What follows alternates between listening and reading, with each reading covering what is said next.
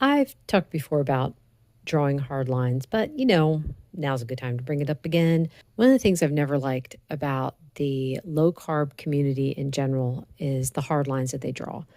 So you've got people doing carnivore and they're like, oh, well, you can't have that because it's not carnivore. Keto community, you can't have that because it's not keto.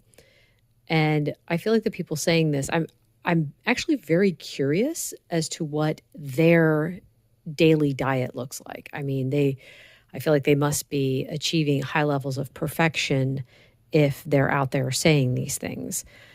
Um, Being keto just means that the ratio of what you eat, like your macros, are at such levels that it keeps you in a state of ketosis.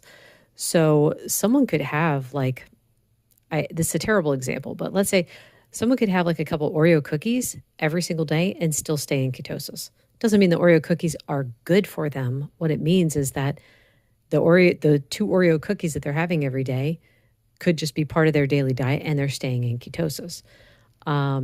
They could have hot dogs and still be in ketosis. They could have a small amount of potato chips and still be in ketosis. That's all it means to be in ketosis. It just means that you're burning fat for fuels. That's what ketosis is. So it always bugs me when someone says that's not keto. It's like, no, you could say that. You can't say that a certain food is keto. It's what is the overall diet like? Are they eating in such a way that keeps them in ketosis? Because then, whatever foods that are part of their diet are keto if it falls under that umbrella term. Anyway, I feel like with carnivore too, you've got, to me, to even say carnivore is like you should only be eating animals. And that's it. If you're going to fall under the most strict definition, you only eat animals.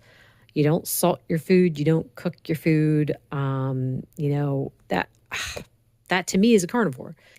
Carnivore should be an umbrella term in the same way that keto can be an umbrella term. In other words, if you were doing carnivore and you like salt on your food, there you go, have the salt. If you like to cook your food, cook the food. If you could tolerate dairy, have some dairy. If you could tolerate spices, have the spices. You could still fall under the carnivore category.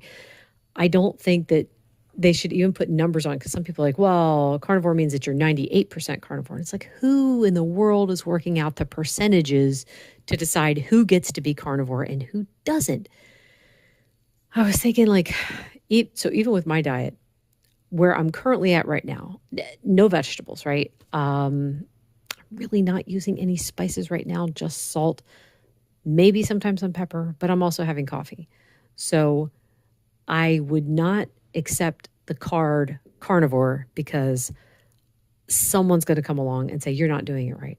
It's like, no, I'm doing Nellie's diet. I'm doing the diet that works for me. So I'm not carnivore. I'm not keto.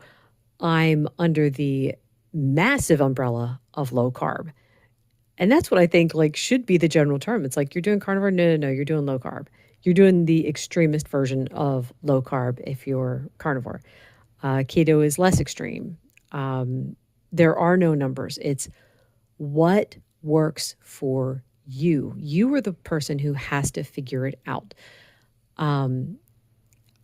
There are, I think about for diabetics too, it's hard to draw lines even for diabetics because, okay, we know carbs raise the blood sugar. But for diabetics, it's not a straight line. You've got diabetics over here that can handle some fruit and it doesn't raise their blood sugar, whereas people like my mom, it shoots their sugar through the roof.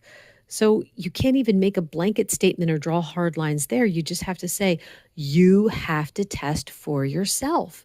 You have to discover it. There are lists that will help you kind of get a baseline, but everything else you have to test. I know some diabetics who can have a slice of sourdough bread or half a slice of sourdough bread and their blood sugar doesn't go up. But that's them. For someone like my mom, again, it would go through the roof. It should be about trial and error. If someone comes along and tells you that you're doing it wrong, just try to shut out the noise and keep trying to see what works best for you. Anyway, that is all for today. Thank you so much for listening. Bye.